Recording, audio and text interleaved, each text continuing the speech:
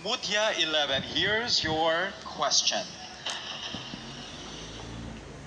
The shift to online learning has received a lot of opposing views from different educational stakeholders.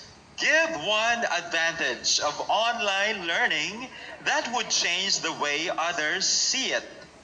I will say it in Tagalog as well. Iba't ibang magkakatunggaling pananaw ang lumabas sa hakbang ng gobyerno sa pagsasagawa ng online learning ngayong panahon ng pandemya. Magbigay ng isang bentahe ng online learning para mabago ang pananaw ng ibang tao sa isyong ito.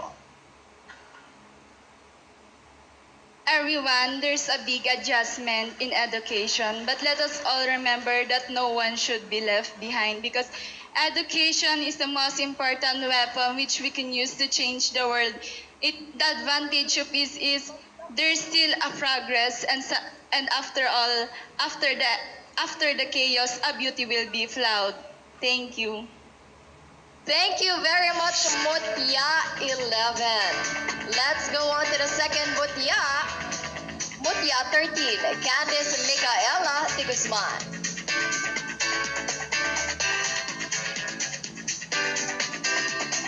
Hello there, Mutya 13.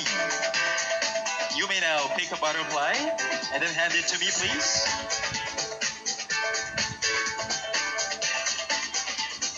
I can't wait to find out what the next question would be.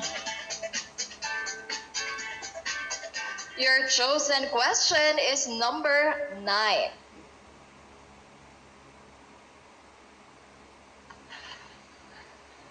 Okay, Mutya 13, listen up. Here goes your question. With a rising number of content creators reaching millions of followers and subscribers across various platforms, what advice would you give to those who wish to become social media influencers? I will state it in Tagalog. Patuloy ang pagdami ng mga content creators o influencers at umaabot sa milyong katao ang sumusubaybay sa kanila. Ano ang nais mong ibigay na payo sa mga nagbabalak na maging social media influencers? Our generation is known for living in the social media world, but because of the pandemic, we don't just live with it.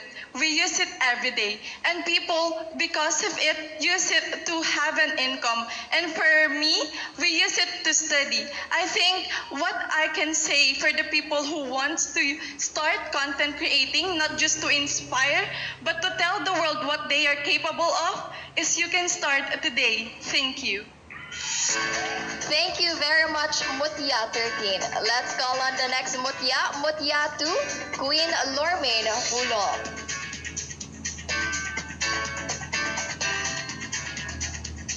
How's it going, Mutya 2? You may now pick a butterfly and then hand it to me, my dear.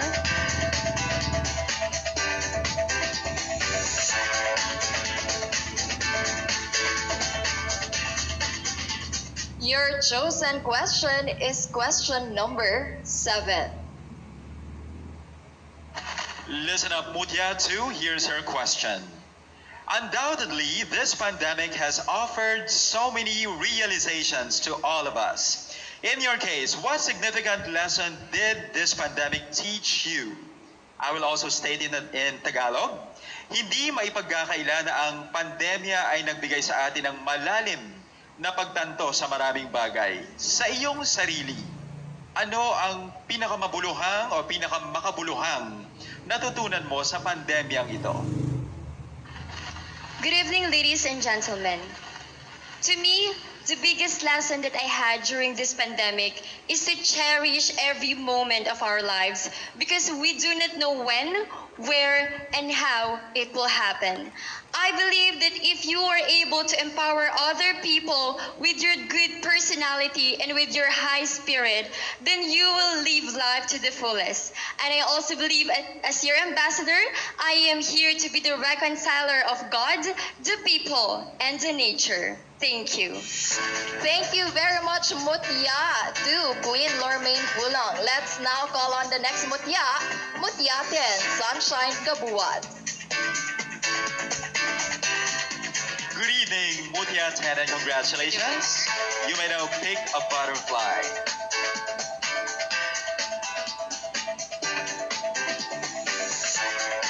Nice color. Your chosen question is question number 8. Okay, Mutia 10, here goes your question. With only 68 days before the last day of voters' registration, how would you convince the youth to register for the upcoming 2022 elections? Sa loob ng 68 na natitirang araw bago magsara ang pagpaparehistro ng mga botante, paano mo hihikayatin ang mga kabataan o first-time voters na magparehistro para sa halalan sa Mayo 2022? I see that our society lacks unity, and for those who are first-time voters in 2022, I believe that it is also both a right and the privilege to vote. So if we are given the opportunity to vote, we must take that, because after all, it is our responsibility as citizens to select better and competent leaders in our country, because after all, we have to choose what is best for our future and empower the next generations to do the same. Thank you. Thank you, Mutya 10, Sunshine Gabuat. Let's call on the next Mutya 15, Jessica Carbonell. Hello there, Mutia 15. Take a butterfly, please. Any color of your choice?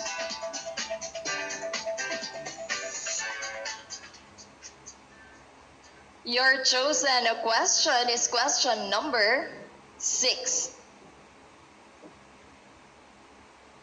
Mutia, can I see the number 15? Okay, listen up. This year, the city of Santiago is celebrating its 27th cityhood anniversary or founding anniversary. Over the years, Santiagueñas have changed into modern women of today. Who for you is a modern Santiagueña? I will state it in Tagalog. Sa taong ito, ating ipinagdiriwang ang ika-27 na anibersaryo ng ating pagiging lungsod. Sa paglipas ng panahon, nagkaroon ng makabuluhang pagbabago sa mga kababaihan ng lungsod. Paano mo ilalarawan ng isang makabagong Santiagueña? I believe that a modern Santiagueña is like me, and I can be the eyes for those who cannot see and aware for what is happening around them.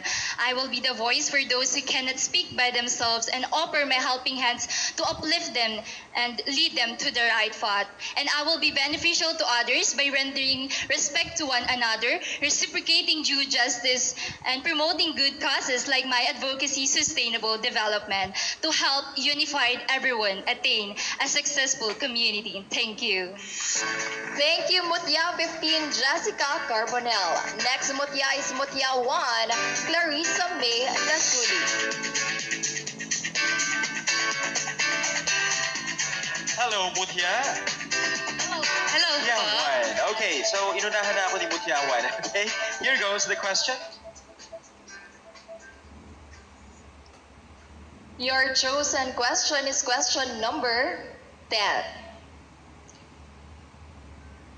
And here goes her question, Mutia 1. Listen up.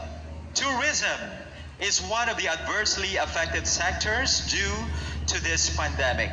How can you contribute in reviving the tourism industry of the city? In Tagalog, ang turismo ang isa sa mga sektor na malubhang naapektuhan ng pandemya. Paano ka makatutulong upang maibangon ang industriya ng turismo sa lungsod ng Santiago? Tourism here in Santiago City is really something that we're thankful, and I can say that here in our barangay we have a solar panel that can help the farmers, and I know that I can connect it to my advocacy, which is instilling and planting knowledge to the youth about agriculture, and I know that this advocacy will help our tourism for us to grow our economy. Thank you. Thank you very much, Mutya 1, Clarissa May Nasuli. Next, Mutya 4, Raynette Terence Gafud. Good evening and congratulations, Mutya 4, for having gone this far. You may now pick a butterfly.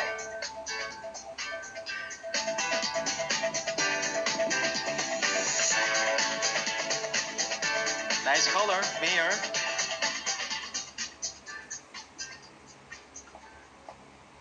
Your chosen question is question number 3.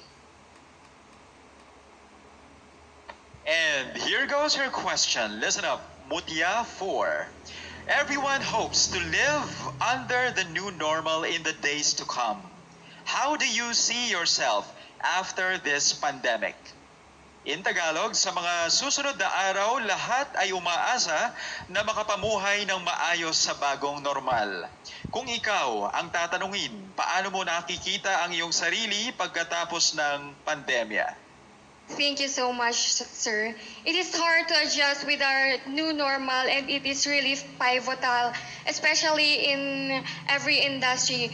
I can see myself after this pandemic sticking to my advocacy, which is continuing to do act of kindness and serving other people with all my heart. Thank you so much. Thank you, Mutya 4, Raynette Terence Gafud. Next, Mutya 12, Danica Udet.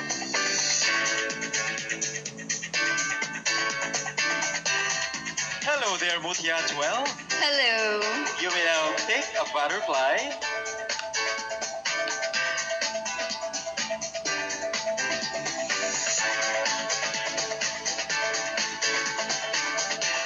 Isn't she picky when it comes to color? I know, DJ. Okay, here it goes. Your chosen question is question number 2. Okay, listen up, Mutya 12. To achieve herd immunity, the government is pushing for vaccination of everyone. How would you encourage others to get vaccinated against COVID-19? Para makamit natin ang herd immunity, isinusulong ng ating gobyerno na ang lahat ay mabakunahan. Paano mo mahikayat ang iba na magpabakuna laban sa COVID-19? First of all, I am a woman who is fully vaccinated with Sinovac. I know it's cheap, but it is also effective just like the other vaccines. Of course, I will start by simply winning this pageant, by simply promoting my advocacy, which is social mobilization and communication for health and nutrition, because I strongly believe that if we start in something small, then we can aim for the bigger picture. Thank you. Thank you, Mutya 12. Let's call on the next Mutya 17, Rhea Kalimba.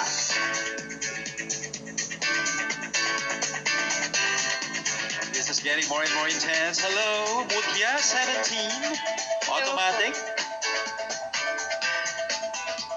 Here's our butterfly, which is yet to be opened by Emma. Your chosen question is question number 4. I see that. Number 4. Okay, question number 4 for Mutya 17.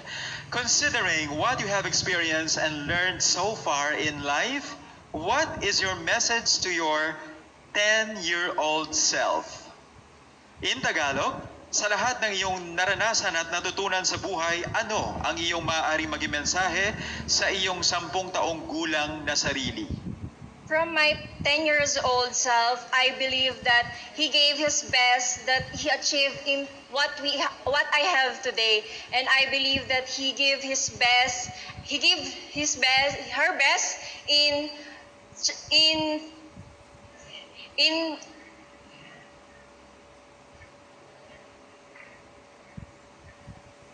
everything that she do. Thank you. Thank you very much, Mutya 17, Rhea Kalimbas. Next Mutya is Mutya number 14, Nicole Gumiran.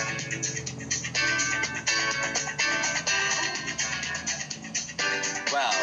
Diretso na talaga sa butterfly. Take a deep breath. Mutya 14. Here goes your question.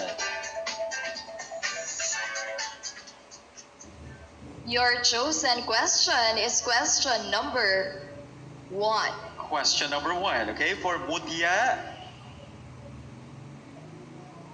14. How can I not know that? Some groups criticize the staging of beauty pageants during the pandemic. What do you think is the relevance of beauty pageants during this time? May mga pumupuna sa pagdaraos ng mga beauty pageant o patimpalak sa kagandahan ngayong pandemya. Sa iyong pananaw, ano ang kahalagahan ng ganitong patimpalak sa panahong ito?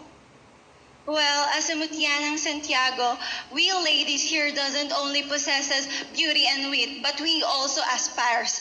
We also aspires for our city, and that is our different causes. We are raising different causes for the success of our city, and I believe that we ladies here is the most empowered women in the city. Thank you. Thank you, Mutya 14. Next Mutya is Mutya 18, Sofia Almazan.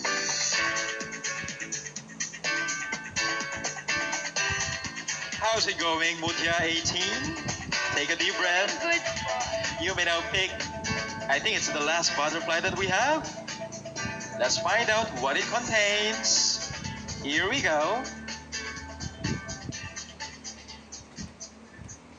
Your chosen question is question number 5. And here goes the question. The current health crisis has revealed the best and worst leaders in the community. What are your personal qualifications of a leader? Ang kasalukuyang krisis pangkalusugan na ating kinakaharap ay nagsiwalat o nagpakita kung sino ang mga pinakamahuhusay at pinakamahinang pinuno sa ating lipunan. Para sa iyo, ano ang mga hinahanap mong katangian ng isang leader? For me, the qualifications of a leader is someone who cares for the Filipinos' welfare, because I know that health always comes first and that we should always take care of one another. That is why I believe that a good leader would be someone who will take actions for all the crises and problems in our city and our country. Thank you and good evening, everyone. Thank you, Mutya 18. And that concludes this portion of Beauty and Brains. Very well done, ladies. That was indeed a grace under pressure. And guess what? We are getting closer and closer in finding out who shall carry on the tradition of beauty and goodwill. After these back-to-back performances, we shall meet the final 5 who will go head-to-head. Can you believe that? In acing the final question. In the meantime, please welcome the winners of Balong Vibes Duo and Group Dance Contest.